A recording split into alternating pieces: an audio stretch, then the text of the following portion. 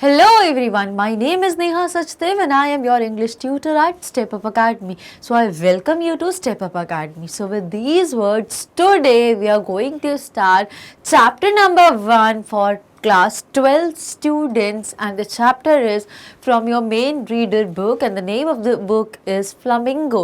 और chapter number 1 जिसका name है last lesson. How interesting! ये chapter 1 और इसका नाम है last lesson. ये exactly last lesson नहीं है, but chapter का title है last lesson. So which is written by Alfonso Daudet और इसको narrate करा है फ्रांस ने, जो कि एक स्कूल का स्टूडेंट है. तो अब कुछ थोड़ा बहुत हिंट मिली होगी कि what exactly the last lesson is. इससे कुछ समझ में आ रहा है. लास्ट की कोई टीचिंग के बारे में बात हो रही है, एक स्कूल का एनवायरनमेंट है, प्रोबेबली टीचर स्टूडेंट के बीच का कुछ रिलेशन यहाँ पे हमें पता चलेगा. But the chapter last lesson is exactly revolving around, इसकी जो थीम है, ये स्कूल की थीम है. इसमें एक टीचर है जो अब स्कूल उनको छोड़ के जाना पड़ रहा है. किस कारण से जाना पड़ रहा है वो हम अभी डिस्कस करेंगे. और वो जाते जाते जो अपना लास्ट लेसन डिलीवर करते उसके बारे में ये चैप्टर है लास्ट लेसन. अब एग्जैक्टली क्या होता है, I just give you a very brief introduction और फिर हम स्टार्ट करेंगे थीम से and then move towards summary और कंक्लूड करके फिर इंपॉर्टेंट और जो जितने भी एनसीईआरटी के इंपॉर्टेंट क्वेश्चंस हैं हम उनको डिस्कस करेंगे and then we would end with the video. तो सबसे पहले very brief introduction about the entire chapter. तो जो चैप्टर है जिसमें मैंने अभी अभी आपको बताया कि लास्ट लेसन किसका था, एक टीचर का था जिनका नाम है मिस्टर एम हैमिल. एम हैमिल एक फ्रेंच के टीचर थे जो फ्रांस में फ्रेंच पढ़ाते थे एक स्कूल में. अब जब वॉर सिचुएशन हुई थी दो कंट्रीज में, एक थी पर्शिया और दूसरा था फ्रांस. तो पर्शिया जिसको हम जर्मनी अब बोलते हैं, जिसकी कैपिटल है बर्लिन, उसके और फ्रांस के बीच में वॉर हुआ जिसमें प्रशिया जीत गई और फ्रांस हार गई. तो इसकी वजह से जर्मनी को डोमिनेट करने के लिए जर्मन डोमिनेटिंग पावर बन गई थी. तो उन्होंने रूल निकाला था दो स्टेट्स के लिए, स्पेसिफिकली एल्सास और एक और स्टेट है जो हम चैप्टर में पढ़ेंगे, वहाँ पर कि कंपल्सरी अब हमें फ्रेंच को हटाना है और जर्मन लैंग्वेज को प्रमोट करना, बिकॉज अब जर्मन अब रशिया का रूल हुआ था ना.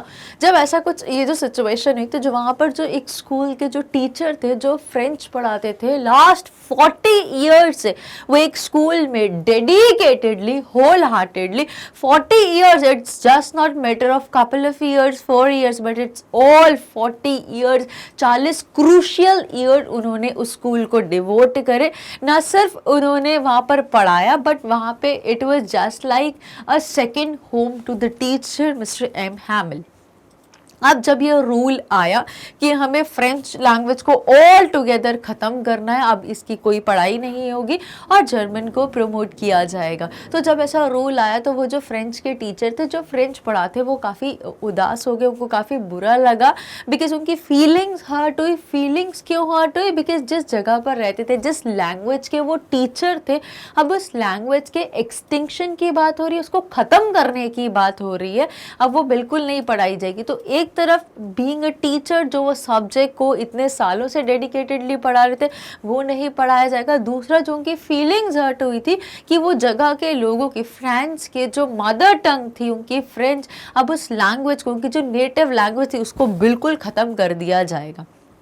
तो ये दो चीज़ों की वजह से वो काफ़ी हर्ट हुए और उनको अपना जब उनको छोड़ने के लिए बोला गया तो वो उस दिन, जिस दिन उनको छोड़ना था, उस दिन वो अपना लास्ट लेसन डिलीवर करते हैं और उसमें और बहुत सारी चीज़ों के बारे में हमें पता चला. और एक स्पेशल स्टूडेंट था उस क्लास का जिसका नाम था फ्रांस. फ्रांस नहीं, फ्रांस, FRANZ. तो FRANZ नाम का जो स्टूडेंट था उसका एक स्पेशल रोल था और जो इस चैप्टर में नरेटर भी है. तो अब हम स्टार्ट करते हैं अपना chapter understanding in detail. So come students, let's try to understand in detail. So here we go first with understanding the theme of the chapter. इसकी थीम क्या है, ये किसके आसपास रिवॉल्व करे, what it is all about, किसका flow चल रहा है इस चैप्टर में।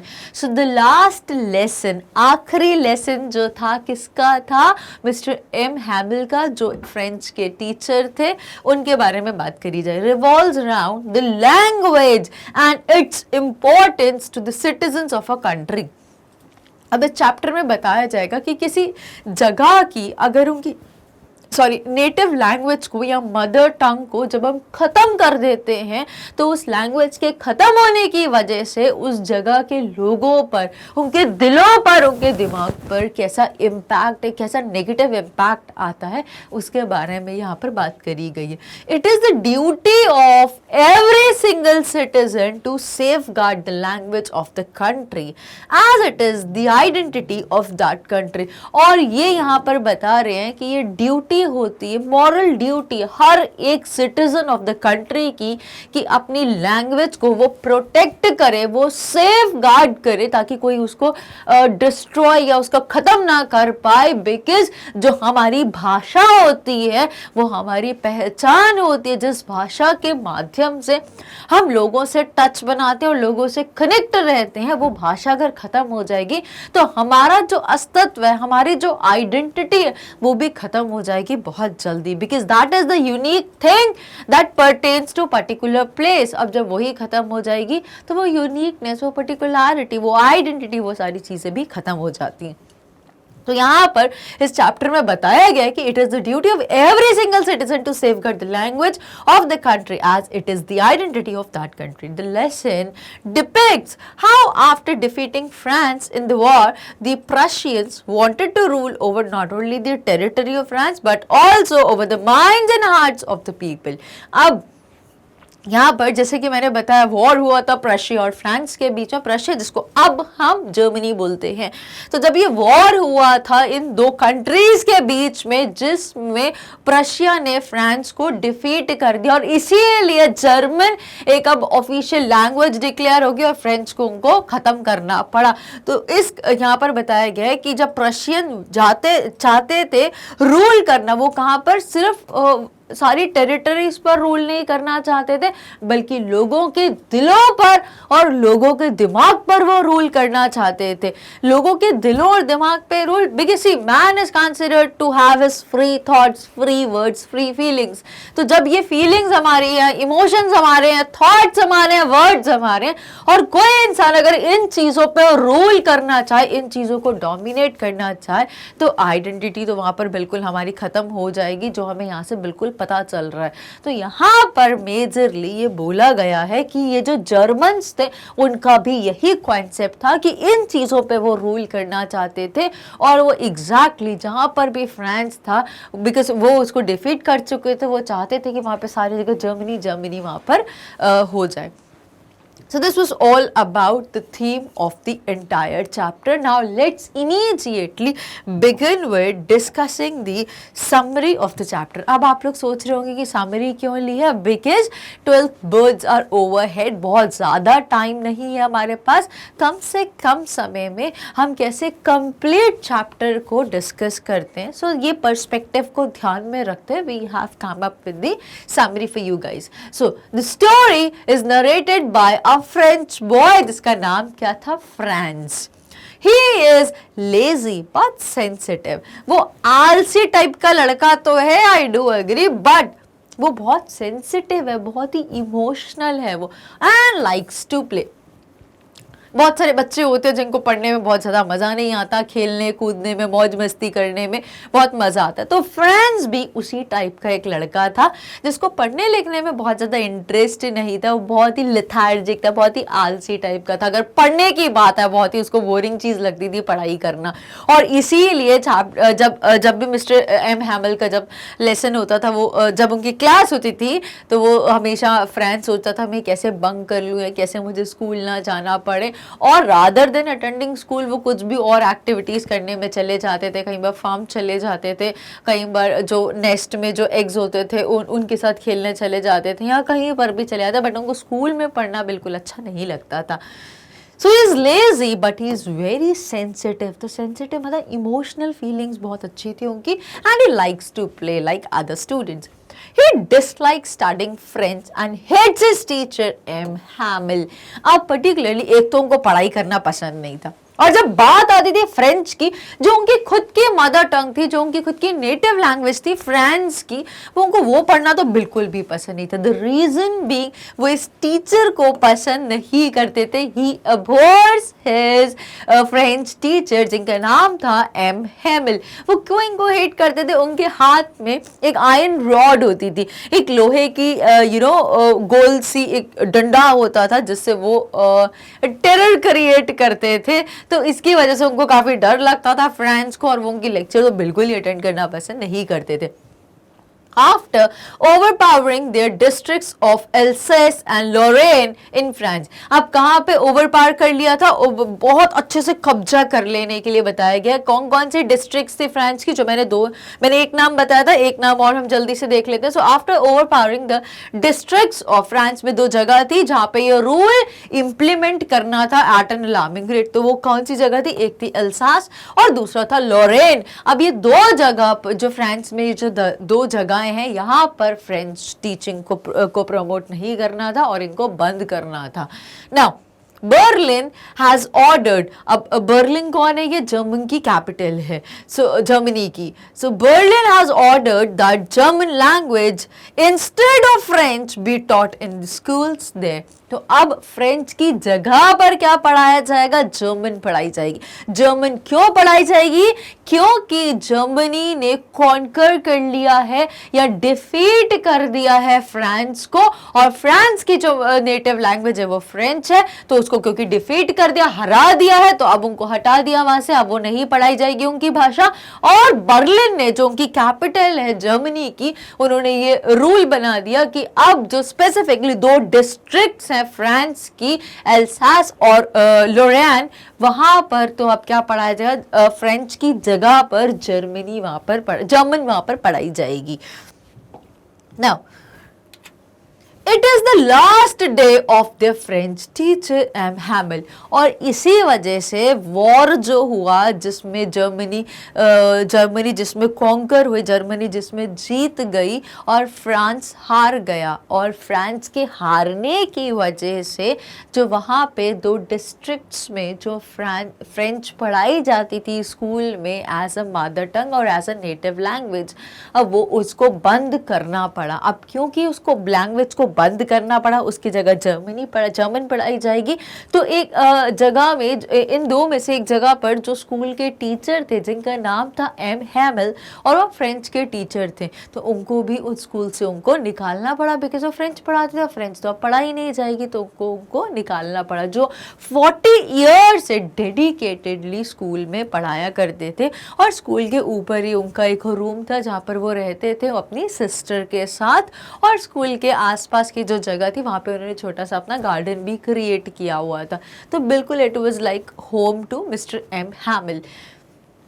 Now it is the last day of the French teacher M Hamel, और इसी वजह से एम हैमिल का भी स्कूल में वो लास्ट डे था।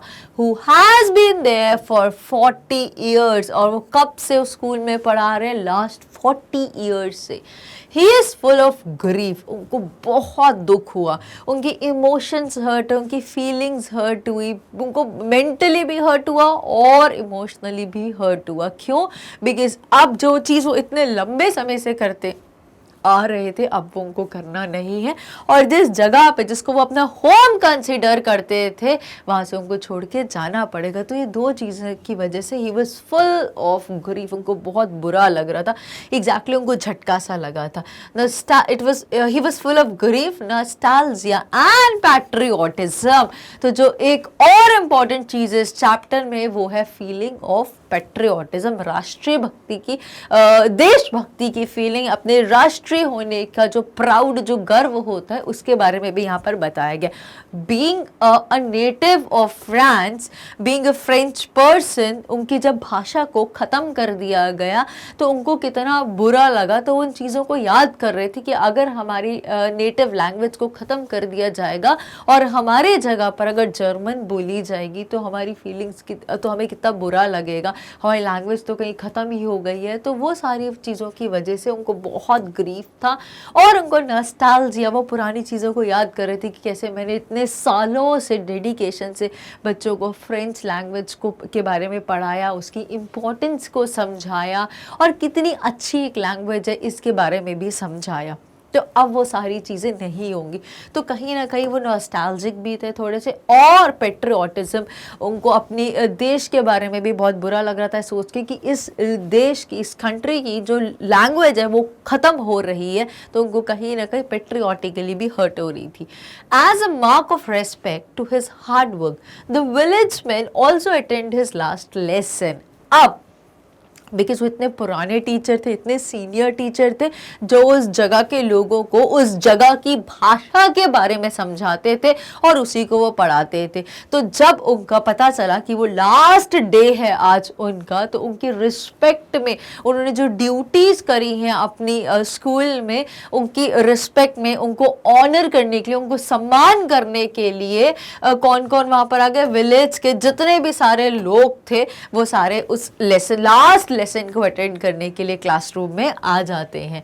दे are sad as they did not learn their mother tongue French in their childhood. अब उनको, उन लोगों को भी बहुत बुरा, ऐसा नहीं है कि सिर्फ मिस्टर एम हैमिल को बुरा लग रहा है कि अब फ्रेंच नहीं पढ़ाई जाएगी, बट वहाँ के जो लोग हैं और खुद जो हमारे नरेटर हैं फ्रांस, उनको भी बुरा लगा कि जिनको पूरा टाइम वो उस लैंग्वेज की क्लास को बंक करने की सोचते थे और एक्सक्यूजेस ढूंढते थे कि कैसे मुझे ये लैंग्वेज ना पढ़नी पड़े, मुझे उस टीचर को फेस ना करना पड़े। बट अब हमको समझ में आया कि जब हमारी लैंग्वेज ही ऑल टुगेदर एक्सटिंक्ट हो जाएगी तो क्या सिचुएशन होगी। तब उनको ये सब सोच के बहुत बुरा लग रहा है।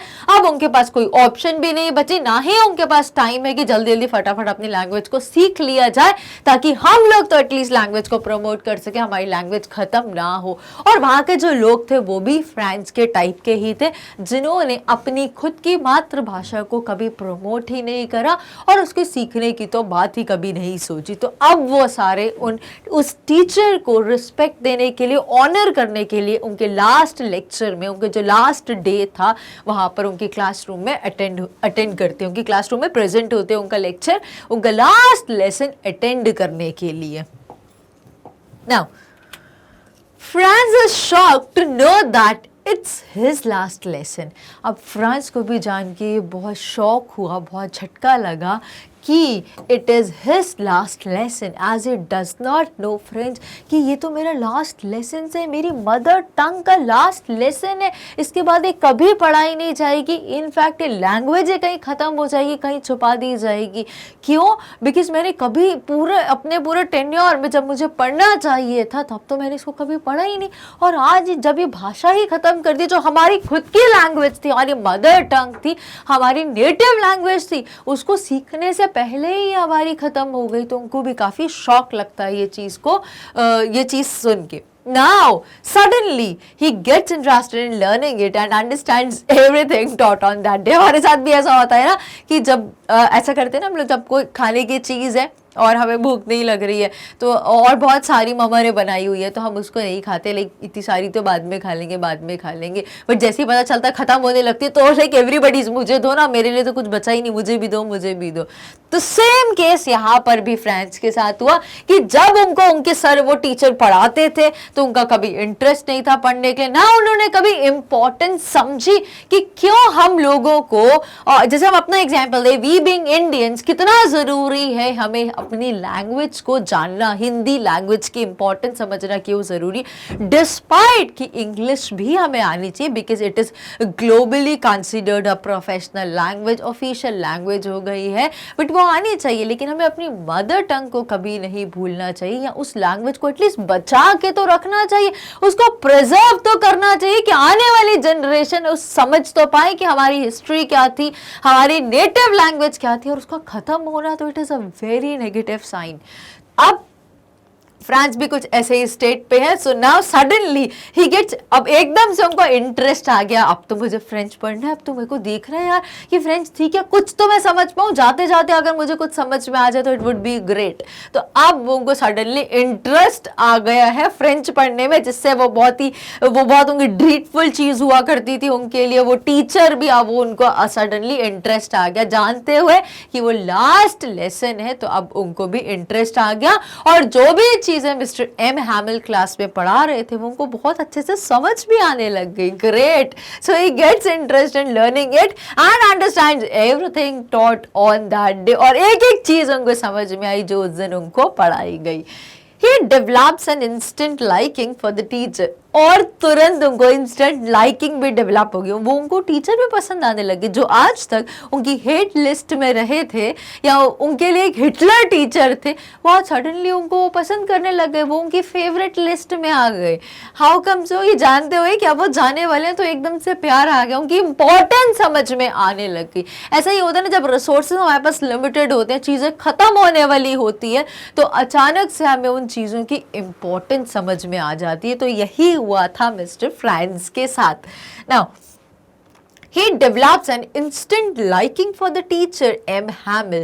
अब सडनली उनके दिल में, उनके दिमाग में एक फीलिंग रेज हुई मिस्टर एम हैमिल के लिए, एक प्यार रेज हुआ एम हैमिल के लिए, और वो रिस्पेक्ट करने लग गए दोनों चीज़ों को, ये जानते हुए कि ये दोनों चीज़ें अब खत्म होने वाली हैं। And I have wasted my crucial time, जब मुझे समझना चाहिए था, मुझे अपनी लैंग्वेज को डेवलप करना चाहिए था, उस टाइम पे मैंने उसको पढ़ा नहीं। And now it's high time कि ऑल टुगेदर वो लैंग्वेज ही खत्म हो रही है। तो ये सोच के उनको बुरा लगता है, और वो एक रिस्पेक्ट रेज हो जाती है towards the teacher, also towards the language. So he develops an instant मतलब तुरंत बताने के लिए, फटाफट हम इंस्टेंट फूड आइटम्स बनाते हैं, रेडी टू ईट वाले, वो रेडी वाला।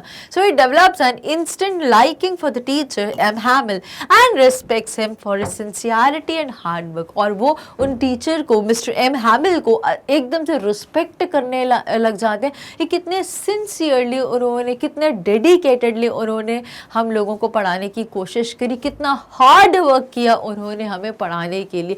तो उन सारी चीज़ों को उनको याद, ये सारी चीज़ों के बारे में फ्रांस को याद आता है, और सडनली उनको रिस्पेक्ट और उनको पसंद करना शुरू कर देते हैं। He feels sad at departing from him and is ashamed for not being able to recite the lesson of participles। अब जो उनका लास्ट, जिस दिन उनको जाना था, उस दिन जो उनका लेक्चर उन्होंने डिलीवर करा, जो उनका लास्ट लेसन था, उसके इमीडिएट प्रीवियस डे उन्होंने कोई चैप्टर पढ़ाया होगा फ्रेंच का, जिसमें उन्होंने पार्टिसिपल्स के बारे में पढ़ाया, जो ग्रामर की एक टर्मिनोलॉजी होती है। तो जब उन्होंने ये पढ़ाया, उस दिन उन्होंने उनको कुछ होमवर्क या असाइनमेंट दिया कि आप लोग ये करके आइए। तो नेक्स्ट डे, जिस दिन अचानक से उनको पता चला, सुबह सुबह ये ऑर्डर आया कि हमें लॉरेन और एल्सास में हमें इस लैंग्वेज को ख़त्म करना है और जर्मन को प्रमोट करना है। तो जब सुबह सुबह उनको पता चला, और जब भी कोई स्कूल में कोई सर्कुलर्स या नोटिस आते हैं, तो आपने देखा होगा जो बुलेटिन बोर्ड होता है, मेन स्कूल का जो नोटिस बोर्ड होता है, वहाँ पे नोटिस लगे रहते। तो सुबह बहुत सारे जो स्टूडेंट्स थे, कुछ टीचर्स थे, वहाँ पर खड़े हुए थे, पूरी भीड़ लगी हुई थी। तो जब वहाँ से वो फ्रांस स्कूल की तरफ आ रहा था, उसने नोटिस करा कि इतनी भीड़ क्या, आज क्या ऐसा अनयूजुअल होने वाला है जो सब लोग नोटिस बोर्ड को रीड कर रहे हैं, ऐसा क्या नोटिस आया है आज। बट ही नेवर नो कि ऐसा कुछ होने वाला, इतना एक्सट्रीम होने वाला है। सो यहाँ पे क्या पता चला, फ्रांस को बहुत भी feels very sad at departing from him. अब उनको बहुत बुरा लगता है कि उनको वो टीचर जो इतनी मेहनत करते थे, इतना हार्ड वर्क करते थे बच्चों को उनकी लैंग्वेज पढ़ाने के लिए, अब वो उनसे अलग होके कहीं जा रहे हैं। और जिन्होंने इतना प्यारा गार्डन मेंटेन करा था, जो ऊपर ही रहते थे, हमेशा केयर करने के लिए रेडी रहते थे, हमेशा हेल्प करने के लिए, इतनी डिसेंट नेचर थी जिनकी, अब वो उनसे अलग हो रहे हैं, अब वो और उनको देखने को भी नहीं मिलेंगे। And is ashamed for not being able to recite the lessons of participle। और फ्रेंड्स को बहुत बुरा लगता है कि मेरा जो लास्ट डे था, जब उन्होंने एक दिन पहले ही मुझे पार्टिसिपल के बारे में पढ़ाया और अगले दिन जब उन्होंने पूछा, मेरा नाम लिया फ्रेंड्स और बोला कि मुझे पार्टिसिपल्स के बारे में बताइए, और मैं नहीं बता पाया उनको कि पार्टिसिपल्स क्या होते हैं, बिकॉज मेरा तो कभी इंटरेस्ट ही नहीं था पढ़ाई में, और स्पेसिफिकली फ्रेंच पढ़ने में तो मेरे को बिल्कुल मज़ा नहीं आता था, क्योंकि वो टीचर ही मेरी हिट लिस्ट में थे, मैं उनसे डरता था, मुझे उनको वो बिल्कुल पसंद नहीं थे, मैं उनसे पढ़ना ही नहीं चाहता था, और मैं कभी इसलिए लैंग्वेज पे भी इतना ध्यान नहीं देता था। बट अब मुझे बहुत बुरा लग रहा है कि जब आखिरी दिन उन्होंने मुझसे मेरी एक्सटिंक्शन होने वाला जिस लैंग्वेज का, जो लैंग्वेज खत्म होने के कागार पर है, उसके बारे में अब उन्होंने कुछ पूछा तो मैं उसका जवाब नहीं दे पाया। तो ये सोच के वो खुद से ही feel guilty of being so, उनको बहुत सॉरी फीलिंग होती है, उनको बहुत बुरा लगता है, खुद से उनको अशेम फीलिंग होती है कि यार जो उन्होंने लास्ट चीज़ मुझसे पूछी मैं उसका आंसर भी नहीं दे पाया, जो इमीडिएट पहले ही उन्होंने मुझे समझाई थी, इनफैक्ट पूरी क्लास को समझाया था। Then M. Hamill tells them that they all are at fault for not being eager enough to learn, putting it off to the next day। अब एम हैमिल यहाँ पे एक चीज़ को बहुत अच्छे से बताते हैं, जो फ्रांस के रहने वाले लोग हैं वो उनकी ही गलती बताते हैं। अब वो यहाँ पर क्या बोल रहे हैं कि ये रीज़न नहीं है कि जर्मनी ने कॉन्कर कर लिया है और इसीलिए जर्मन लैंग्वेज एक कंपल्सरी सब्जेक्ट हो गया जो हमें फ्रांस में भी पढ़ाना पड़ रहा है और अपनी मदर टंग को हमें इग्नोर करना पड़ रहा है। तो ये रीज़न नहीं, बल्कि सॉरी, वो क्या बोलते हैं यहाँ पर कि गलती आप लोगों की है, तो मेजरली हम लोगों ने, मतलब फ्रांस के लोगों ने ही ऐसा करा है। जो चीज़ हमें जो पढ़नी चाहिए थी हमने कभी उसकी वैल्यू नहीं करी, कभी उसके बारे में कुछ भी पढ़ा नहीं, और आज जब वो खत्म होने वाली है तो हमें इतना बुरा क्यों लग रहा है। तो यहाँ पर एम हैमिल बताते हैं कि ऑल, चाहे वो बच्चा हो फ्रेंच या चाहे वहां का उस गांव का, उस जगह का, डिस्ट्रिक्ट का सबसे बूढ़ा इंसान क्यों ना हो, they all are at fault for not being eager enough to learn. उनकी कभी इच्छा ही नहीं होती थी पढ़ने की। तो फ्रांस भी वैसे ही था, उस जगह का रहने वाला था, उन लोगों की कभी इच्छा ही नहीं होती थी पढ़ने की। वो कभी नहीं सोचते थे कि आज हमें पढ़ लें, वो कहते हैं अभी तो लाइफ बहुत बड़ी है, चलो अभी नहीं पढ़ते, अभी तो हम ये सारी चीज़ें एंजॉय कर लें, फिर बाद में पढ़ेंगे। तो प्रोकास्टिनेट करते रहते थे, चीज़ों को टालते रहते थे, डीले करते रहते थे, putting it off to the next day, और वो आज नहीं कल नहीं ऐसे टालते रहते थे, बिकॉज उनको लगता था ये चीज़ तो इम्पोर्टेंट नहीं है, और जो चीज़ प्रायोरिटी में इंपॉर्टेंस में नहीं होती हम उसको प्रोक्रेस्टिनेट करते हैं, हम उसको डिले करते हैं, तो उसको टालते रहते हैं नेक्स्ट डे पर। He blames himself for not teaching them sincerely, और फाइनली उनको ऐसा लगता है वो उनको ब्लेम करते करते खुद को ब्लेम करने लगी। या मुझे ऐसा लगता है कि शायद मैं ही बहुत सिंसियरली या मैंने ही बहुत इफेक्टिवली नहीं पढ़ा, इसलिए शायद आप लोगों को इंटरेस्ट नहीं आता था अपनी लैंग्वेज को पढ़ने में या सीखने में। His patriotism is reflected in his praise for the French language। अब उनकी जो पेट्रियाटिक फीलिंग है वो उसके बारे में हमें कैसे पता चला कि उनकी पेट्रियाटिज्म की फीलिंग्स थी और जो वो भी हर्ट हुई हैं।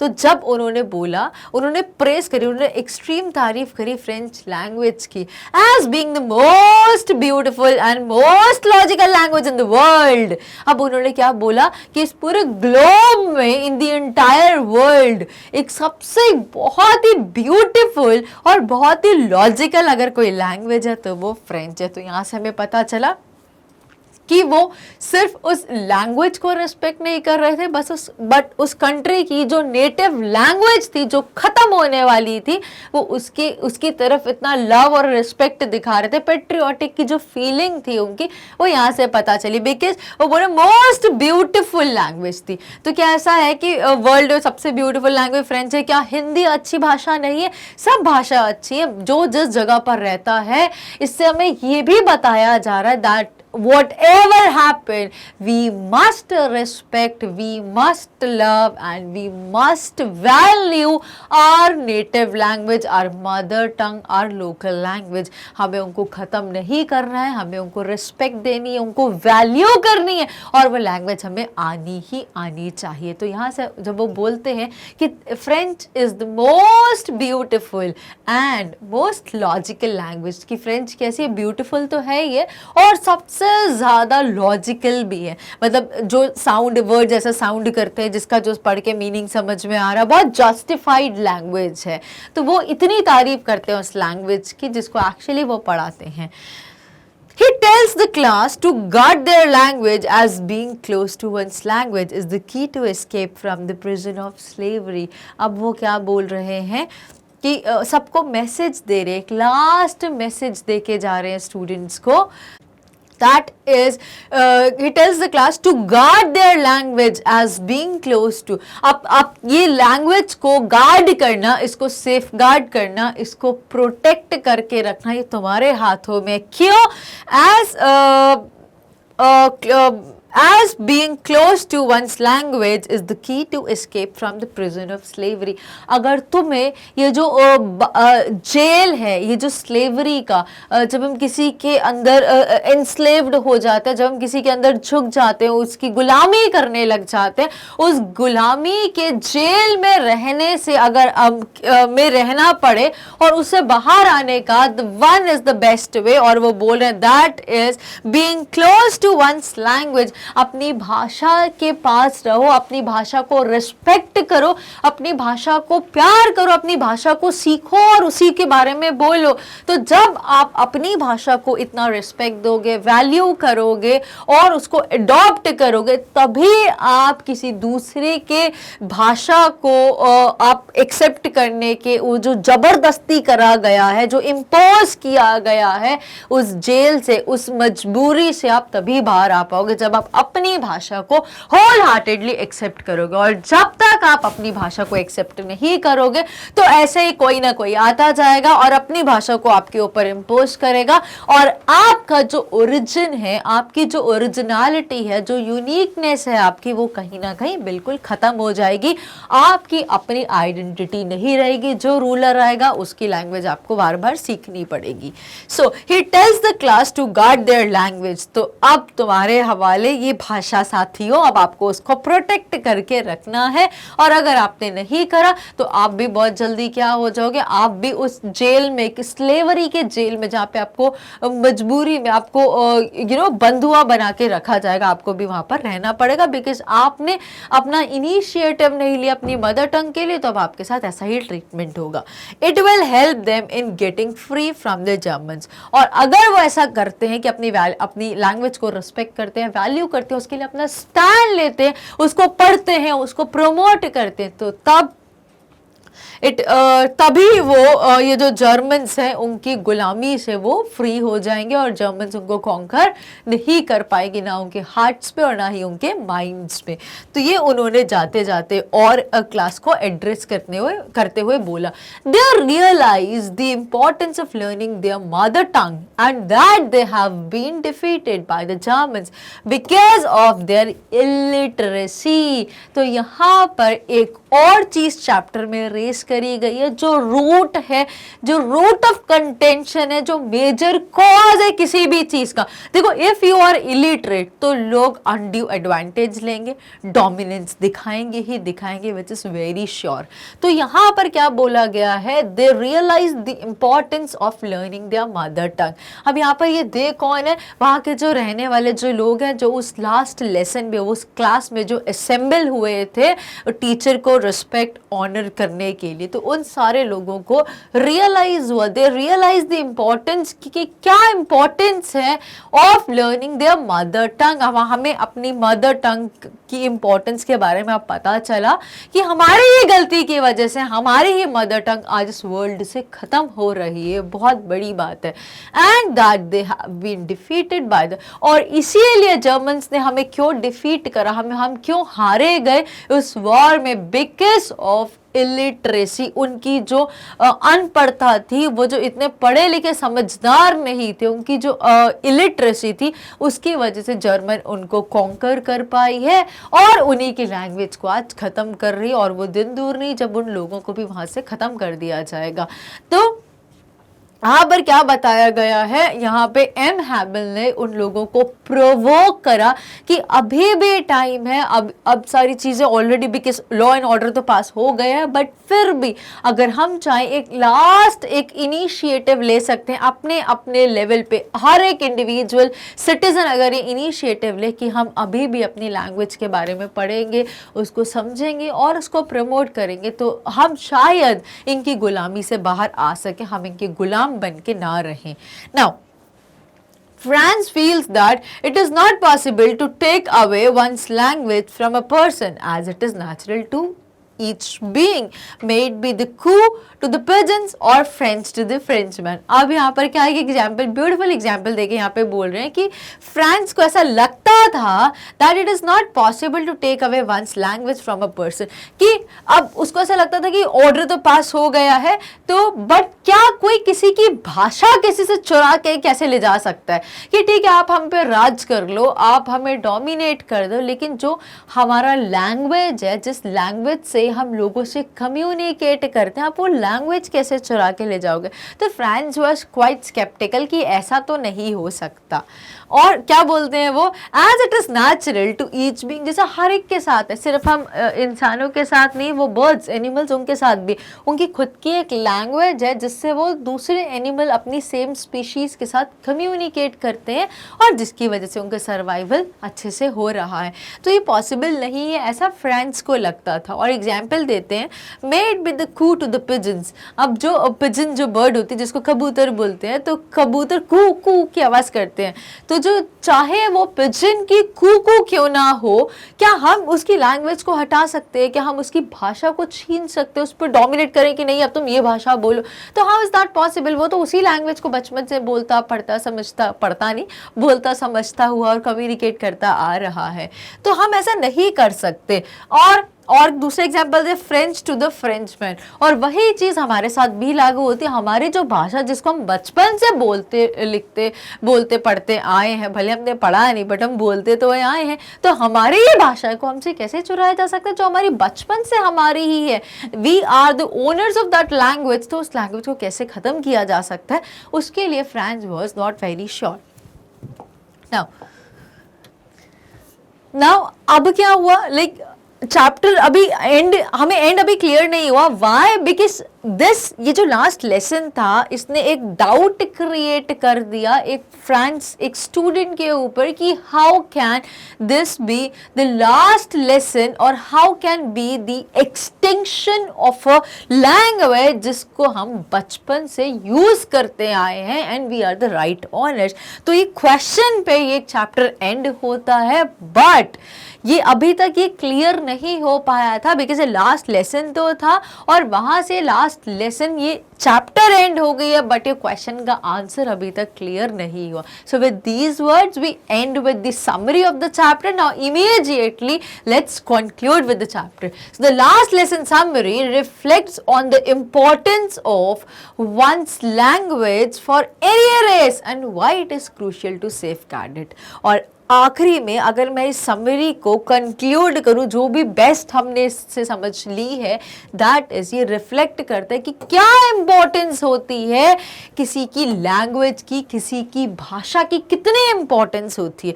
आप खुद सोचो, अगर आपकी कोई लैंग्वेज ना हो तो आप कैसे लोगों से कम्युनिकेट करोगे, अपनी नीड्स डिमांड्स को कैसे फुलफिल कराओगे, चाहे वो हम इंसान हो।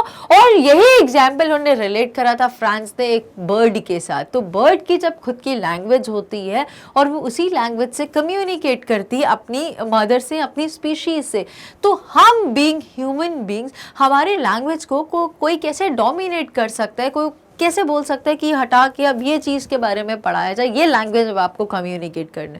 तो वो कहीं ना कहीं एक स्केप्टिकल चीज़ थी और वो एक क्वेश्चन मार्क रेस करती है लास्ट में। नाउ किसी भी लैंग्वेज, किसी भी रेस, किसी भी प्रजाति के लिए किसी की लैंग्वेज की क्या इंपॉर्टेंस होती है वो हमें इस चैप्टर में पता चली, एंड वो कितना जरूरी होता है, why it is crucial to safeguard it. और इतनी इंपॉर्टेंस के बाद इतना जरूरी क्यों होता है, तो क्रूशियल क्यों होता है हमें उस भाषा को सेफगार्ड करना, we being in charge of protecting our mother tongue. क्यों? बिकॉज हम उस जगह के लोग हैं जिस जगह पर कोई लैंग्वेज बोली जाती है, और अगर हम उस लैंग्वेज को यूज नहीं करेंगे, उसको सेफगार्ड नहीं करेंगे, प्रोटेक्ट नहीं करेंगे, प्रमोट नहीं करेंगे, तो वो लैंग्वेज का खत्म होना बहुत ही क्लियर है। So it is our duty, utmost duty, at top priority and at utmost importance that we have to safeguard our mother languages. Why? In order to हमें किसी और की भाषा ना यूज करनी पड़े और हम अपनी यूनिक आइडेंटिटी को बना के रखें, इस वर्ल्ड में अपनी प्रेजेंस को बताएं। इसीलिए इट्स वेरी इंपॉर्टेंट कि लैंग्वेज का होना क्यों ज़रूरी है और क्या मतलब होता है लैंग्वेज का।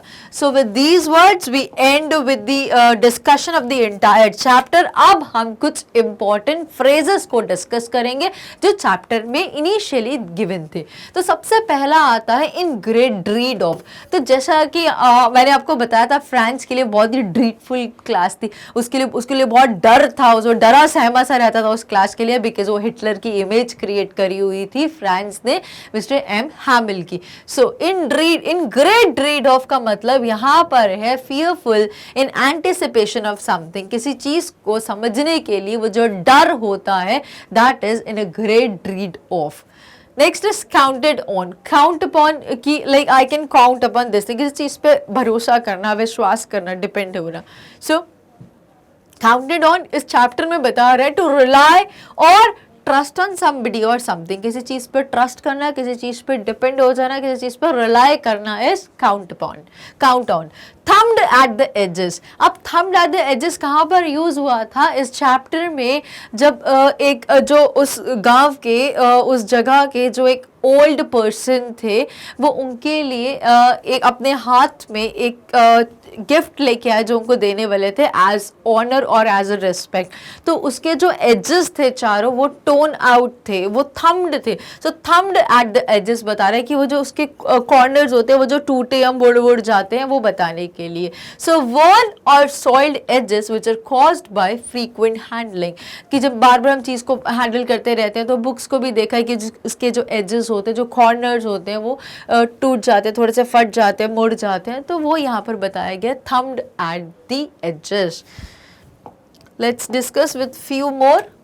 Next is in unison. So in unison क्या मतलब है इस चैप्टर के according, something which is happening और being done at the same time. तो जब एक साथ ऐसी चीजें हो रही थी, मिक्स्ड फीलिंग्स बताने के लिए कि उनको बुरा भी लग रहा था और वो लोग हंस भी रहे थे, वो लोग खुश भी हो रहे थे। जब ये लास्ट लेसन डिलीवर कर रहे थे मिस्टर एम हैमिल, और सभी वहाँ के, सिर्फ वहाँ के स्टूडेंट्स नहीं थे, क्लास के आसपास के गांव के जितने भी लोग थे वो सारे असेंबल हो गए, बिकॉज यहाँ पे कोई क्लास का कोई चैप्टर खत्म नहीं होता, बल्कि उनकी कंट्री की एक लैंग्वेज खत्म हो रही थी। तो वो उस टीचर को, जो इतने पुराने टीचर, उनको रिस्पेक्ट देने के लिए जब वहां पर आए तो उनको बुरा भी लग रहा था और कहीं ना कहीं वो थोड़े से खुश भी थे कि आज हमें समझ में आया कि कितनी इंपॉर्टेंट होती है हमारी मदर टंग या हमारी मदर लैंग्वेज को हमें सीखना कितना जरूरी होता है। तो उनको इंपॉर्टेंस रियलाइज हुई, but at the same time it's high time, it's too late, अब बहुत देर हो चुकी थी जब वो कुछ कर नहीं पाए। तो वो जो मिक्स्ड फीलिंग के लिए यहाँ पे बात हुई है, that is in unison, something happening और being done at the same time. Next is a great bustle, hustle bustle बोलते हैं ना, जल्दीबाजी में कुछ काम कर देना, yes. So an excited often noisy बताने के लिए एक्टिविटी और रैपिड एक्टिव कमोशन। कोई जब वो स्कूल में जब एंटर होते थे, तो जब भी वो स्कूल, फ्रेंड्स स्कूल तो कम जाते थे, बट वो जब वहाँ से निकलते थे या स्कूल में एंटर होते थे, जब वो क्लास की तरफ जा रहे होते, बहुत शोर शोर आता था। शोर कैसा आता था कि सब अपनी डेस्क को खोल रहे होते थे, अपने बैग्स को सेटल करते थे, और कोई इधर टैपिंग वैपिंग की आवाज़ आती थी, और जो मिस्टर एम हैमिल थे वो भी अपनी स्टिक को ऐसे ऐसे स्टैम्प करते रहते थे, ठोकते रहते थे बार बार, और मोटी आयरन रॉड थी तो बहुत तेज़ आवाज़ आती थी। तो वहाँ पर बहुत ही हसल बसल, बहुत ही खचर पचर होती रहती थी, तो उस साउंड को यहाँ पे ग्रेट बसल बोला गया है। Next is reproach ourselves with. अब रिप्रोच मतलब खुद को, उनको बहुत खुद से बहुत गिल्टी फील हो रही थी, बहुत बुरा लग रहा था। सो टू एक्सप्रेस डिसअप्रूवल, क्रिटिसिज्म और डिसअपॉइंटमेंट। तो यहाँ पे एग्जैक्टली क्या कर रहे थे, वो डिसअपॉइंटमेंट थे, और कहीं ना कहीं वो डिसअप्रूव तो कर ही रहे थे और क्रिटिक भी कर रहे थे उन चीज़ों को। तो रिप्रोच आवरसेल्व्स विद, उनके अंदर वो जो नेगेटिविटी आ गई थी कि हमारी लैंग्वेज जो खत्म हो रही है, और उनको इतना उदास फील हो रहा था, इतना बुरा फील हो रहा था कि वो अपनी लैंग्वेज को खत्म होने के, लैंग्वेज जो खत्म हो रही थी वो खुद उसका ब्लेम ले रहे थे कि हम रिस्पॉन्सिबल हैं, कि हमें जब पढ़ लेनी चाहिए थी हमने कभी उस पर ध्यान ही नहीं दिया, और हमने दूसरी चीज़ों को प्रायोरिटी दी, और आज हमारी ही वजह से हमारी लैंग्वेज खत्म हो रही है। ऑफ कोर्स वॉर रीजन था, बट अगर हमने टाइम पे सीख ली होती तो हम उसको यूज़ कर सकते थे और आगे आने वाली जनरेशन्स को दे सकते थे, बट हमारे पास तो कुछ भी नहीं है। तो इस चीज़ के लिए उनको बहुत बुरा लग रहा था, and they were filled with reproach. So these were the few phrases which are used in the chapter. Now let's immediately discuss with all the questions which are given at the end of the chapter in your prescribed NCERT book, that is Flamingo for class 12 students. Now सबसे पहला question raise होता है, the people in this story suddenly realize how precious their language is to them. अब क्या बोल रहे हैं यहाँ पे, the people in this story, इस story में जो लोग हैं, कौन से लोग हैं, जो वहाँ पर रहते थे जहाँ पे इस लैंग्वेज को हमें ख़त्म करना था, एल्सास और लॉरेन, जो फ्रांस की दो डिस्ट्रिक्ट्स हैं। तो the people in the story suddenly, उनको अचानक से रियलाइज होता है कि कितनी प्रीशियस थी उनकी लैंग्वेज उनके लिए। What shows you this and why does this happen? ये हमें कहाँ से पता चला कि उनकी लैंग्वेज उनके लिए बहुत ज़रूरी थी, और उनको कैसे रियलाइज हुआ ये? So M. Hamill told the students and villagers that henceforth, अब आने वाले, henceforth का मतलब क्या होता है, अब आगे से, अब आने वाले समय में only German would be taught in the schools of Alsace and Lorraine. अब ये Alsace और Lorraine ये फ्रांस के दो डिस्ट्रिक्ट्स हैं, यहाँ पर अब सिर्फ और सिर्फ जर्मन ही बोली जाएगी, जर्मन ही पढ़ाई जाएगी, ना तो फ्रेंच आप सीख पाओगे और ना ही फ्रेंच लैंग्वेज में आप बातें कर पाओगे।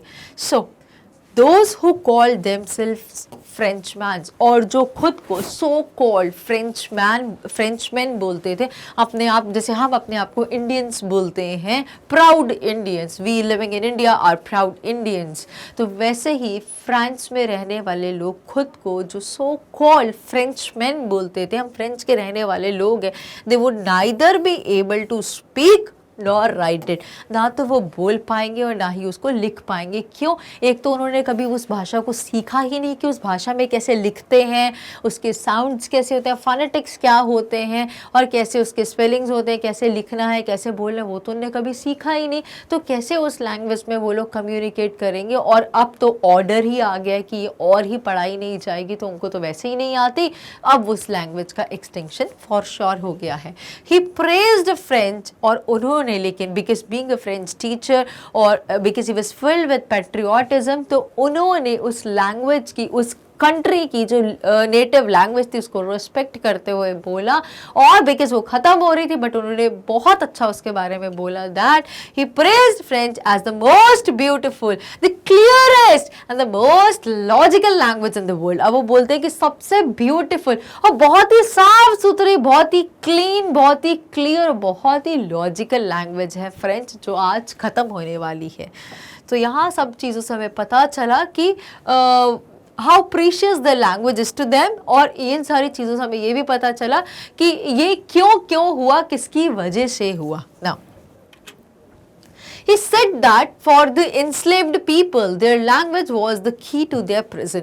अब वो बोल रहे हैं उन गुलाम लोगों को बोल रहे हैं, गुलाम क्यों? बिकॉज अब सभी गुलाम हो गए, अब जबरदस्ती उन पर जर्मन इम्पोज करी गई है, और उनको वही चीज़ को प्रमोट करना पड़ेगा। तो उन्होंने अपने इंस्लेव्ड गुलाम लोगों को बोला आपकी language was the key to their prison. अगर आपको आपकी भाषा आती होती, अगर आप अपनी भाषा में, अपनी फ्रेंच में बोल पाते, लिख पाते, समझ पाते, तो आज आपको इस गुलामी में ना रहना होता और आज आप इस आज़ाद फ्रांस में रह रहे होते। Then the people realized, और तब लोगों को एहसास हुआ कि how precious their language was to them. This shows people's love for their own culture, traditions and country. और यहाँ पे हमें पता चला कि लोगों का कितना प्यार होता है अपने खुद के कल्चर के लिए, खुद के ट्रेडिशंस और खुद की कंट्री के लिए। And one definitely must love, respect and promote उनके खुद के कल्चर, ट्रेडिशंस और कंट्री के बारे में, रीति रिवाज, उनकी जो प्रथाएं हैं, उन सब चीज़ों को रिस्पेक्ट करना चाहिए, वैल्यू करना चाहिए और प्रमोट करना चाहिए। Pride in one's language reflects pride in the motherland. और अगर आपको अपनी नेटिव लैंग्वेज पे प्राउड है तो इसका मतलब समझ में आता है कि आप अपनी कंट्री के प्राउड पीपल हो, proud. Now here we go with the next question. Question 2 is France thinks, will they make them sing in German? Even the pigeons. What could this mean? There could be more than one answer. अब आप इससे ज़्यादा भी लिख सकते हो. What is one tentative that I brought to you? आपको थोड़ा चेंज करना अपने वर्ड्स में भी इसको पुट फोर्थ कर सकते हो. That's all up to you. तो फ्रांस को क्या लगता था कि क्या वो एक बर्ड, एक पिजन को भी अपनी जर्मन लैंग्वेज को, अपनी लैंग्वेज को चेंज, तो वो क्या पिजन को भी ऐसा बोलेंगे अब तुम कू करना बंद कर दो, जो गुटर पिजन का जो साउंड आता है, तो क्या अब आप पिजन का भी साउंड चेंज कराओगे, उनको भी बोलोगे कि तुम जर्मन लैंग्वेज में कम्युनिकेट करो? तो बहुत ही ह्यूमरस वे में फ्रांस ऐसा क्वेश्चन रेज करता है। So what could this mean? इसका मतलब क्या हो सकता है? So this comment of France shows a Frenchman's typical reaction to the imposition of learning German. अब किसी भी चीज पे कोई चीज इंपोज करोगे, उस पर लाद दोगे जबरदस्ती, कोई चीज के लिए अगर आप जबरदस्ती करोगे तो वो ऐसा ही कोई ह्यूमरस वे में उस चीजों को लेगा। तो ये जो कमेंट था फ्रांस का, will they make them sing in German, क्या वो पिजन्स को भी जर्मन में बोलेंगे कि तुम हमारी लैंग्वेज में ही बोलो? So this comment of France shows a Frenchman, हर एक नेटिव पर्सन की जो फीलिंग्स है, उनके रिएक्शन के बारे में पता चलेगा to the imposition of learning German, the language of the conquerors। और वो कौन सी, किसकी भाषा थी? जिन्होंने उन पे हासिल करी थी, उनको हरा के जीत हासिल करी थी। being deprived of the learning of mother tongue, being deprived, they were actually not deprived, but उन्होंने वो सिचुएशन खुद से क्रिएट करी थी, उसको पढ़ते नहीं थे, उस भाषा को वो समझने के लिए बिल्कुल भी तैयार नहीं होते थे, ना सीखते थे, ना बोलते थे, ना उस चीज़ को पढ़ते थे। तो they were actually deprived of the learning of mother tongue, would mean cutting off all bonds with the motherland। तो इससे समझ में आता था वो जितने भी बॉन्ड है उनके साथ, हम मदर टंग से कैसे मदरलैंड से कैसे कनेक्ट होते हैं, यूजिंग मदर टंग। अब जो वो बॉन्ड ही खत्म हो गया, जो वो कनेक्टिविटी बनाने, मैं आपसे कैसे कनेक्ट हो रही हूँ स्टेप अप अकेडमी के प्लेटफॉर्म पे, यस, बट इस प्लेटफॉर्म से मैं आपसे कैसे कनेक्ट हो रही हूँ? Using a mode of communication. मैं अपनी भाषा से कुछ बोलती हूँ, जो तो मेरे दिमाग में थॉट्स है, वो एक लैंग्वेज का यूज करके मैं कन्वे कर रही हूँ, और हम लोग आपस में बॉन्ड कनेक्ट कर पा रहे हैं। बट उनके पास तो वो बॉन्ड ही ब्रेक हो चुका था, क्योंकि उनने उस भाषा को जिससे वो कनेक्टिविटी बता पाए अपने मदरलैंड से, अपनी होम कंट्री से, वो बॉन्ड ही ब्रेक कर दिया था। Being deprived of the learning of mother tongue would mean cutting off all bonds with the motherland। अब उन्होंने exactly यही करा, जो भी मदर टंग मदरलैंड से जो भी कनेक्टिविटी बनाने की जो चीजें थी, फॉर एग्जाम्पल इस जगह से दूसरी जगह जाना है तो एक ब्रिज क्रिएट किया गया, इस जगह से उस जगह को कनेक्ट करने के लिए ब्रिज बनाया। अब हमने उस ब्रिज को ही तोड़ दिया, तो हम कनेक्टिविटी कैसे बना पाएंगे, इस जगह से उस जगह तक कैसे जा पाएंगे? तो यही चीज यहाँ पर हमें फ्रांस ने भी बताई है, यहाँ पे हमें चैप्टर भी बता रही है कि ऐसे कैसे उन्होंने कर दिया। Being deprived of the learning of mother tongue would mean cutting off all the bonds with the motherland। Teaching the pigeons to sing in German indicates how far the Germans would go in their attempts of linguistic chauvinism। अब यहाँ पर क्या बोल रहे हैं कि teaching the pigeons, अब आप क्या कबूतरों को भी, अब आप क्या पिजन्स को भी सिखा पाओगे कि जर्मन में वो लोग गाएं? और ये इंडिकेट करता है कि जर्मन किस हद तक जा सकते हैं अपनी भाषा को प्रमोट करने के लिए, अपनी कंट्री को प्रमोट करने के लिए और उसकी मदर टंग को प्रमोट करने के लिए, कि वो एक बर्ड को भी आप क्या सिखाएंगे कि आप आप फ्रेंच खत्म हो गई और फ्रेंच में आप बात नहीं कर, फ्रेंच में बात नहीं करनी है, आप जर्मन में आपको जर्मन में आपको कम्युनिकेट करना पड़ेगा। तो क्या ये पिजन्स को भी सिखाएंगे? This is a quite humorous example जो यहाँ पर रेस किया गया है। Then, is it possible to carry pride in one's language too far? Do you know that linguistic chauvinism means? अब आपको क्या लगता है कि क्या ये पॉसिबल है कि अपनी भाषा पे प्राउड होना, क्या like no it is possible to carry pride in one's language too far? क्या ये पॉसिबल है कि अपनी भाषा में जो हमें प्राउड है, like we are proud to speak in Hindi, ये जो प्राइड फीलिंग है, कि उसको हम बहुत लंबे समय तक ले जा सकते हैं क्या? Do you know what linguistic chauvinism mean? क्या आपको पता है कि एक भाषा का जो एक्सटिंक्शन और दूसरी भाषा का जो प्रमोशन होता है, इसका मतलब क्या होता है? तो ये आंसर में हम जल्दी से डिस्कस करते हैं। Linguistic chauvinism means an aggressive and unreasonable belief that your own language is better than all others. तो ये क्या है? ये एक बहुत ही एग्रेसिव सा स्टेटमेंट है, मतलब बहुत जोश जोश में आके, बहुत ही बहुत ही एक उस फ्लो में आके हम ऐसा बोल रहे हैं कि जो है हम है, बाकी सब पानी कम है। तो ये वो वाली फीलिंग आई थी जर्मन्स को कि जो है बस हमारी भाषा है and that is beyond all, that is our top. तो ऐसा कुछ यहाँ पे लिंग्विस्टिक शोविनिज्म बता रही है कि इट मींस एन एग्रेसिव और अनरीजनेबल बिलीफ था। ये तो कोई फैक्ट नहीं था, फालतू लॉजिकल तो बिल्कुल नहीं था। Unreasonable belief that your own language, कि आपकी खुद की भाषा, मतलब यहाँ पे जर्मन की खुद की भाषा बेटर देन ऑल अदर्स, की फ्रेंच में जिसके सामने कुछ भी नहीं है, जो है बस जर्मन ही है और बाकी सब फालतू की बातें हैं। दिस शोज एन एक्सेसिव और prejudice support for one's own language. अब ये क्या बताता है? अति, बहुत ही ज्यादा एक्सेसिव बता रहा है, या प्रेजुडाइज, हम जब थोड़े से इंक्लाइंड होते हैं ना, जब पार्शियल होते हैं, so prejudice support for one's own language, की क्लियर पता चल रहा है कि वो रेशनल नहीं है, वो जस्टिफाइड नहीं है, वो लॉजिकल नहीं है। हम सिर्फ इंक्लाइंड, हम किसी की तरफ झुकाव होना, वो भी illogical. For own language, sometimes pride in one's own language goes too far, and the linguistic enthusiast can be easily identified by their extreme zeal for the preservation and spread of their language. अब यहाँ पर क्या बोल रहे हैं कि कई बार ऐसा होता है, ये जो क्वेश्चन रेज कर रहा था ना, बहुत दूर तक हम प्राउड कैरी कर सकते हैं कि अपनी भाषा के लिए, तो यस ऑफ कोर्स वो बोल रहे हैं समटाइम, कई बार जो प्राइड होता है खुद की भाषा में, that goes too far, and the linguistic enthusiast, और जो इस भाषा को जो प्रमोट करते हैं, जो इस भाषा को सेफ गार्ड करते हैं, किसी भी भाषा को, linguistic enthusiast can be easily, उनको हम इजीली आइडेंटिफाई कर सकते हैं बाय देयर एक्सट्रीम ज़ील और enthusiasm for the preservation and spread of their language. वो लोग कितने डेडिकेटेड होते हैं, just like you can take example from the chapter of mister M हैमिल।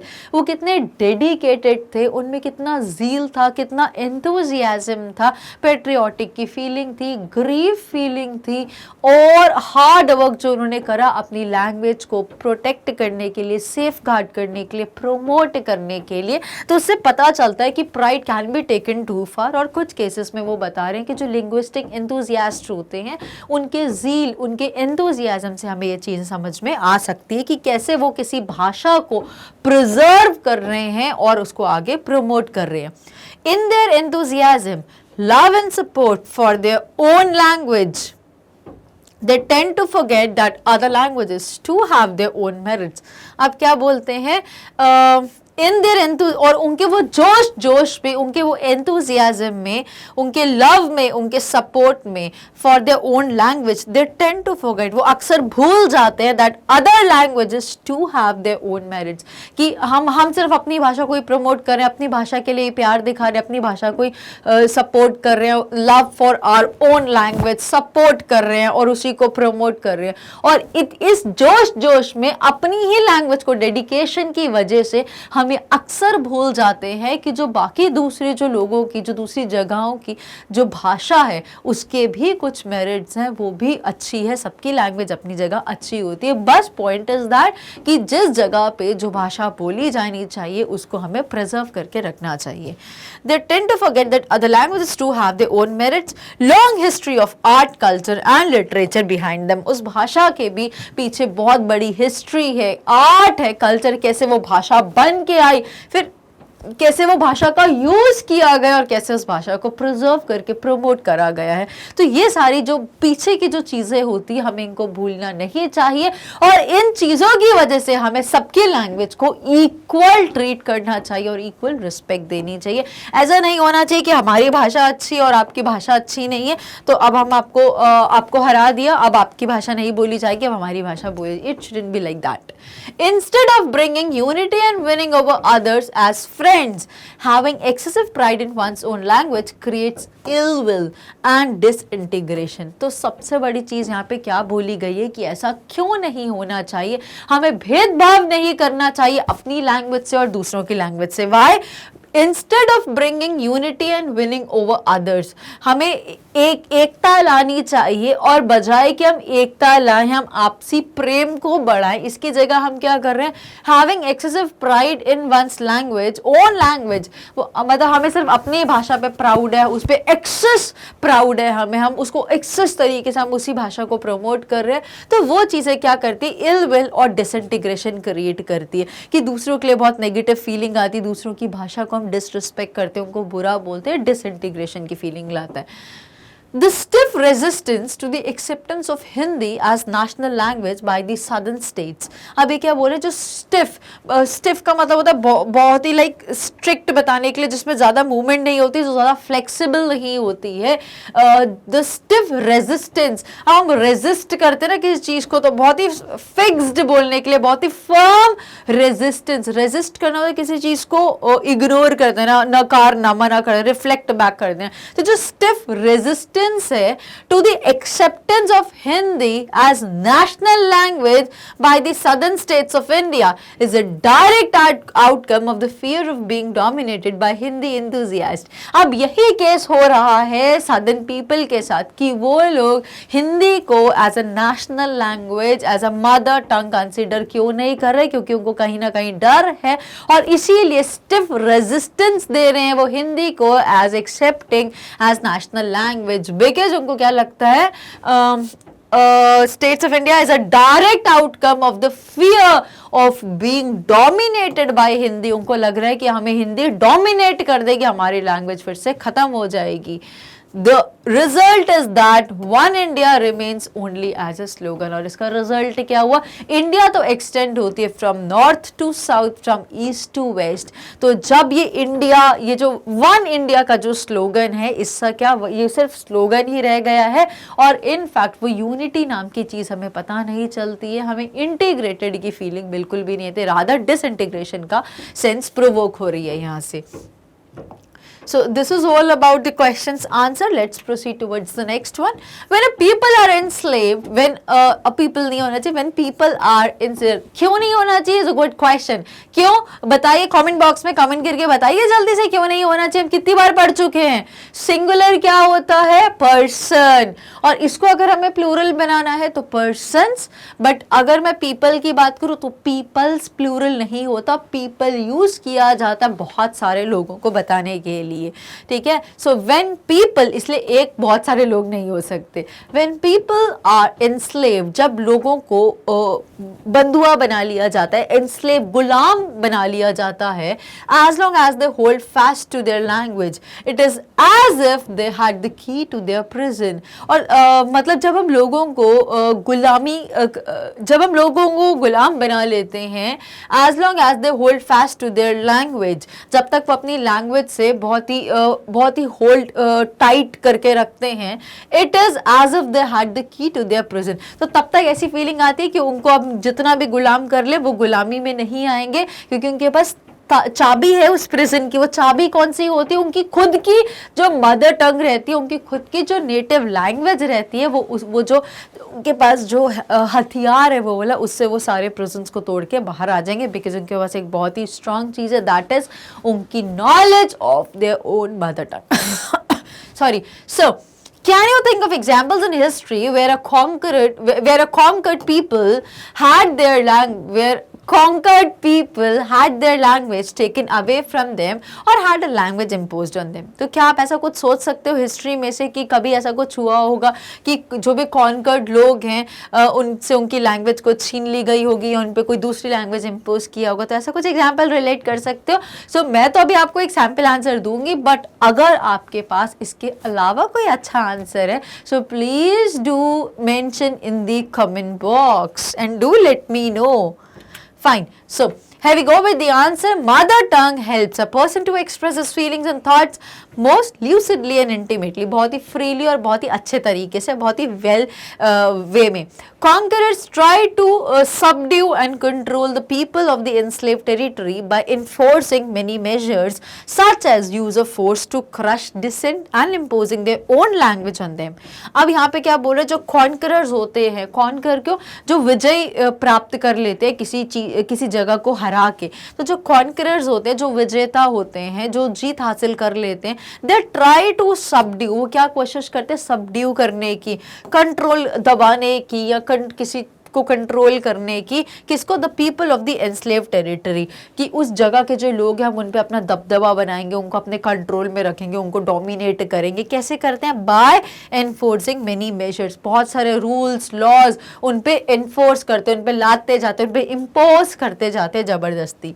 such as use of force to crush dissent and imposing their own language on them, जैसा कि क्या करते हैं, ताकत का यूज करते हैं कि उस जगह को खत्म कर दो, उस एरिया को खत्म कर दो, ऐसे, या फिर क्या करते हैं, use of force to crush dissent and imposing their own language on them, और हमारी जो भाषा से आपको वही भाषा बोलनी पड़ेगी।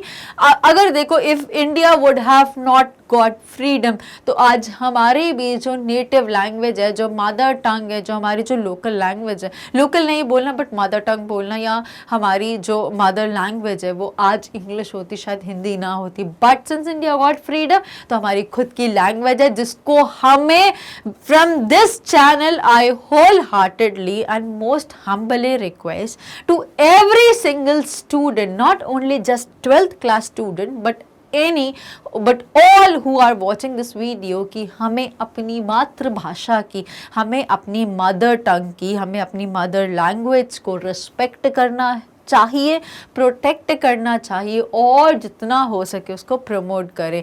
इंग्लिश जहाँ पर ज़रूरी है हम उसको यूज़ करेंगे, बिकॉज ऑफिशियल लैंग्वेज है, हमें उसको भी सीखना है just as a language, but अपनी मदर टंग को नहीं भूलना है। We have to always be connected with our roots. This is the take away from this question that I personally wanted to convey you. Now coming back to the question, from time immemorial, the victorious nations have imposed their own language on the conquered people and taken away their own language from them. अब क्या करा है, ये आज की बात नहीं, आदन से चलती आ रही है, बहुत समय से होता आ रहा है यही practice.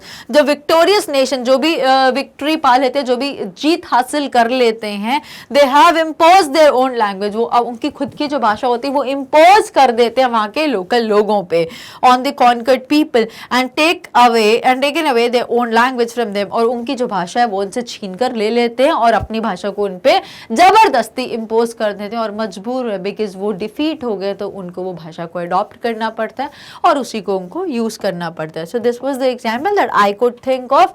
If you have better then please do mention in the comment box. एक और एग्जांपल यहाँ पे बताया, the Romans conquered many parts of Europe and replace the local languages by the own language that is Latin. तो Romans के example से हमें ये एक और एग्जांपल है जिससे हमें पता चला कि हाँ, कॉन्कर्ड कंट्रीज ऐसा करती हैं कि अपनी भाषा को उन पे इम्पोज कर देती है और उनकी भाषा को खत्म कर देते हैं। एक और example, later on Spanish Spanish, Portuguese, Italian and French developed from Latin. The Muslim invaders imposed Arabic and Persian in the countries of Asia, overpowered by them. In many Arab countries, the local religion and language have disappeared. In India, a new language Urdu developed from the mixture of Persian and Hindi. तो क्या हुआ यहाँ पे एक दूसरा third example mention किया है. बाद में क्या हुआ, स्पेनिश, पोर्टुगीज और इटालियन और फ्रेंच ने उन्होंने डेवलप हुई है लैटिन लैंग्वेज से. मुस्लिम जो इन्वेडर्स थे, जिन्होंने इन्वेड करा था अरब कंट्रीज को, उन्होंने इम्पोज क्या करा, अरेबिक. अरेबिक एक अरबी एक लैंग्वेज होती है हिंदी में, अरेबिक और पर्शियन को कहाँ पे, कंट्रीज ऑफ एशिया, जो उन्होंने एशिया को जिसको कॉन्कर करा था, जिसपे विजय प्राप्त करी थी. और बहुत सारी जो अरब कंट्रीज है, उनकी जो लोकल जो रिलीजियन है और उनकी जो लैंग्वेज है, दैट हैव वो डिसअपियर हो गई थी इन इंडिया. और इंडिया में एक नई लैंग्वेज उर्दू डेवलप हुई थी, जो किसका मिक्सचर थी, पर्शियन और हिंदी को मिक्स करके एक उर्दू लैंग्वेज बनी थी, जो इंडिया में प्रमोट हुई थी. तो ये कुछ एग्जाम्पल्स हैं जहाँ से हमें पता चलता है कि बहुत सारे ऐसे इंस्टेंसेस हैं हमारी हिस्ट्री के, हज़ारों सालों के, जब कोई इन्वेडर्स आए और दूसरी कंट्रीज को कॉन्कर करा, उन पे विजय प्राप्त करी, और जो उनकी लैंग्वेज थी वो दूसरी जो डोमिनेटेड कंट्री थी उन पे इम्पोज करी और उनकी लैंग्वेज को खत्म कर दिया. So this is the mall practice जो होता आ रहा था इतने सालों से, और अभी भी जो हमें उसका एग्जाम्पल देखने को मिला. Now let's move towards the next question. What happens to a linguistic minority in a state? Linguistic minority, वो जो माइनॉरिटी, मेजॉरिटी मतलब बहुत ज्यादा होना, बहुमत होना, मिनॉरिटी कम मत होना, जो थोड़ी सी माइनॉरिटी होती है थोड़े लोगों की, ठीक है, कम मत नहीं होता. I don't know exact Hindi word for it. So what happens to a linguistic minority, जब एक भाषा के, इस पर्टिकुलर भाषा को बोलने वाले जब बहुत ही कम लोग होते हैं, तो क्या होता है उस भाषा के साथ एक स्टेट में? How do you think they can keep their language alive? आपको क्या लगता है वो अपनी भाषा को कैसे जिंदा रख सकते हैं? बिकॉज वो लैंग्वेज को बोलने वाले बहुत ही कम लोग हैं, उनकी जो पॉपुलेशन है वो माइनॉरिटी में, तो उस लैंग्वेज भी खत्म हो सकती है बहुत जल्दी. तो क्या तरीके हैं हम उन लैंग्वेजेस को अलाइव रख सके? So that we would be discussing. For example, Punjabis in Bangalore, जो बिल्कुल जीरो बटा सन्नाटा वाला सीन होता है. Tamilians in Mumbai, again same situation. Kannadigas in Delhi और गुजरातीज इन कोलकाता. तो ये जो लोग हैं, जो ट्राइब्स नहीं बोलूंगी, ये जो कम्युनिटी के जो लोग हैं इन पर्टिकुलर जगहों पर, ये जो 4 मेट्रो सिटीज की बात हो रही है, यहाँ पर ये बिल्कुल ही जीरो या बहुत ही कम तादाद में पाए जाते हैं, बहुत ही कम इनकी क्वांटिटी या कम नंबर्स में पाए जाते हैं. तो ऐसी जगहों पर इनकी लैंग्वेज को हम कैसे अलाइव रख सकें? The linguistic minority in any state is easily marked and faces the same discrimination as the religious, social और ethnic minorities.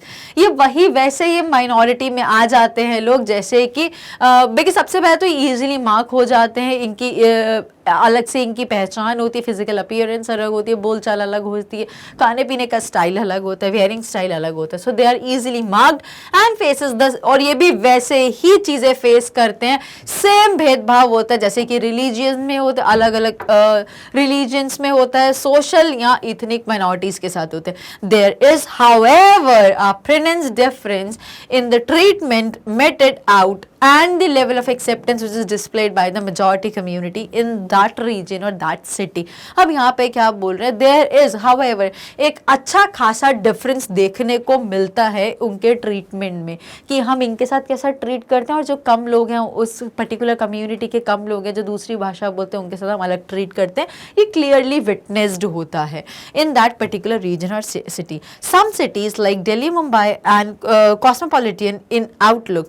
अब क्या बोल रहे, कुछ ऐसी जो सिटीज होती हैं, जैसे कि हम मेट्रो सिटीज़ की बात करें, दिल्ली, मुंबई, कोलकाता की अगर बात करें, तो वहाँ पर भी उनके आउटलुक से हमें क्लियरली पता चलता है. जल्दी से पढ़ते हैं आगे का. Linguistic minority tries to preserve its identity through an intimate contact, interaction and preservation of the language in social get togethers. तो क्या बोले, जो लिंग्विस्टिक जिनकी माइनॉरिटी होती है, जिस कम्युनिटी के बहुत कम लोग रहते हैं, वो अपनी भाषा को क्या बचाने के लिए क्या क्या इनिशिएटिव्स लेते हैं, क्या क्या एफर्ट्स करते हैं, कैसे अप्रोच करते हैं. So that is they try to preserve its identity, उसकी पहचान को बनाए रखने के लिए, बचाए रखने के लिए थ्रू एन इंटीमेट कॉन्टैक्ट, वो एक डायरेक्ट लोगों के कॉन्टैक्ट में आते हैं, लोगों से बातचीत करते हैं, उसको प्रिजर्व करते हैं लैंग्वेज को इन सोशल गेट टुगेदर। जब सोशल गेट टुगेदर्स होती है उसमें वो भी इन्वॉल्व होते हैं, तो अपनी भाषा को प्रमोट करते हैं। फैमिली फंक्शंस में जब मिलते हैं तब भाषा को प्रमोट करते हैं। फेस्टिवल्स, जब उनके खुद के फेस्टिवल्स होते हैं, लोगों को इनवाइट करते हैं और अपने कल्चर, अपनी लैंग्वेज, अपने रीजन, अपने लोगों के बारे में उसकी अवेयरनेस क्रिएट करते हैं। तो इस तरीके से अपनी भाषा को वो बचाने की जितनी कोशिश कर सकते हैं, जितने तरीके वो ढूंढ सकते हैं, वो सब प्रैक्टिकल करते हैं। Adherence to social customs and traditions and family gatherings, meetings of women also promote the unity between members of the linguistic minority. अब यहाँ पे क्या बोला गया है? एडहेरेंस टू सोशल कस्टम्स, जो हम एडहर करते हैं सोशल, जितने भी हमारे सामाजिक जितने भी कस्टम, जितनी भी प्रथाएं होती हैं और रीति रिवाज एक फैमिली गैदरिंग में या एक ग्रुप मीटिंग्स में, women also promote the unity between members of the linguistic. अब इनमें वुमेन बहुत इंपॉर्टेंट रोल प्ले करती है इन सारी जगहों पर, बिकॉज वुमेन तो वैसे भी बहुत ही हाईली सोशल नेटवर्क्ड कहलाती हैं और इसीलिए अगर कोई न्यूज़ उनको बतानी है तो बहुत जल्दी स्प्रेड हो जाती है बिना किसी को पता चले। तो फास्टेस्ट मोड ऑफ कम्युनिकेशन है और यहाँ पर भी वो बहुत इंपॉर्टेंट रोल प्ले करती है अपनी लैंग्वेज को लोगों को कम्युनिकेट करने के लिए। अपनी लैंग्वेज से लोगों को कम्युनिकेट करती है और अपनी लैंग्वेज के बारे में लोगों को कम्युनिकेट करती हैं। Then in short, they create a mini Punjab in Bangalore, mini Chennai in Mumbai, mini Bangalore in Delhi and mini Surat in Kolkata। तो अब यहाँ पर क्या बोला गया है कि बिकॉज ये लोग पंजाबी बोलते हैं तो वहाँ पे बैंगलोर में बहुत कम है, तो वो लोग मिनी पंजाब बना लेते हैं वहाँ पे, और मिनी चेन्नई बन जाता है, मुंबई में साउथ इंडियन बोली जाती है, मिनी बैंगलोर बन जाता है, दिल्ली में कैनेडियन बोली जाती है, कन्नड़ लैंग्वेज, हिंदी में कन्नड़ होता है, एंड मिनी सूरत गुजरात के लोग गुजराती जो होते हैं, गुजराती लैंग्वेज वो कोलकाता में। तो अपना जो उनका जो खुद की उनकी जो गैदरिंग होती है उसमें ही वो अपने ही गैदरिंग को ज़्यादा प्रमोट करते हैं, उनके लोगों को प्रोवोक करते हैं और उसको स्प्रेडनेस और अवेयरनेस क्रिएट करने के टास्क देते हैं। इस तरीके से अपनी खुद की एक छोटी सी सोसाइटी फॉर्म कर लेते हैं, जिसको हम मिनी पंजाब या मिनी बैंगलोर या मिनी सूरत बोला गया है यहाँ पे। So this is all about the discussion of this answer. Now with end of this last question from your NCERT book, we end with the video, and before leaving the video I would highly request you,